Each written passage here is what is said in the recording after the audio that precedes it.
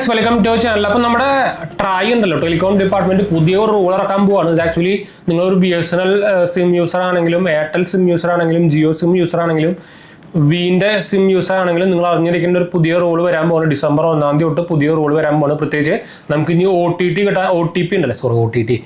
P കിട്ടാനൊക്കെ ഭയങ്കര late ആവും.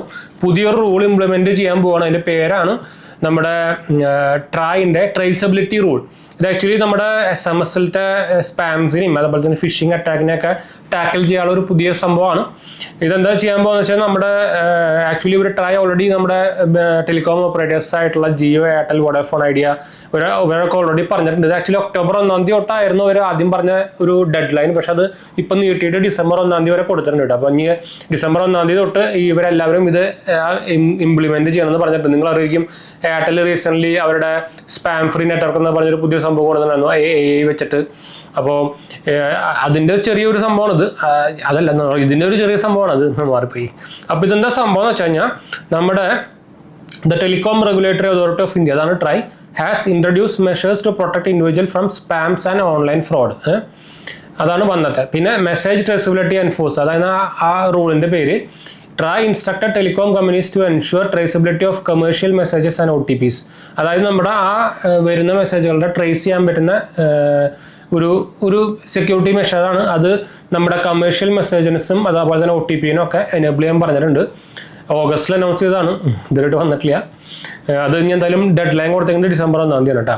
Earlier the telecom regulator had asked providers to implement the rule by October 1, 2024. പക്ഷെ അത് എക്സ്റ്റെൻഡ് ചെയ്തിട്ട് നവംബർ 1 ആക്കി. പിന്നെയും ലാസ്റ്റ് ആയിട്ട് എക്സ്റ്റെൻഡ് ചെയ്തിട്ട് ഡിസംബർ 1 വരെ ആക്കിയിട്ടുണ്ട് കേട്ടോ. ഇനിയും മാക്സിമം എക്സ്റ്റെൻഡ് ചെയ്യാൻ സാമസം വരില്ല. ഇതിൻ്റെ ഒരു ഡൗൺ സൈഡ് എന്താ വെച്ചാൽ നമുക്ക് ഇനി OTP വരാൻ നമ്മുടെ BSNL വരെ ഇഷ്യൂ ഉണ്ടാവുന്നില്ല. നമുക്ക് നെറ്റ് OTP വരാൻ താമസിക്കുന്ന പരിപാടി, ആ സംഭവം ഇനി എല്ലാ നെറ്റ്വർക്കിലും ഈ ഇഷ്യൂ ഫേസ് ചെയ്യും. അത് ഈ റൂളിന്റെ ഭാഗമാണ്. അപ്പോൾ if implemented on December 1, these measures may cos delay in receiving OTPs. അതാണ് ഒരു കോൺ എന്ന് വേണമെങ്കിൽ പറയാം.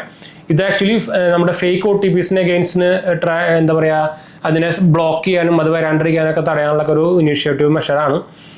പിന്നെ നമുക്ക് ടെലികോം ഇൻഫ്രാസ്ട്രക്ചറിന് വേണ്ടിയിട്ട് കുറച്ച് റൂൾസുകളിന് റെഗുലേഷൻസ് വന്നതിൻ്റെ from January 1, 2025 new regulations will help accelerate 5G infrastructure development. അതായത് ഈ ട്രേസബിലിറ്റി റൂൾ വന്നു കഴിഞ്ഞാൽ 5G ഇൻറ്റഗ്രിറ്റിനെ കുറച്ചുകൂടി ഇൻഫ്രാസ്ട്രക്ചറിന്റെ സംഭവത്തിനേക്ക് കുറച്ചുകൂടി ഹെൽപ്പ് ചെയ്യുന്നു പറഞ്ഞിട്ടാണ് അവർ ഇതൊക്കെ ഇംപ്ലിമെന്റ് ചെയ്യുന്നത് കേട്ടോ.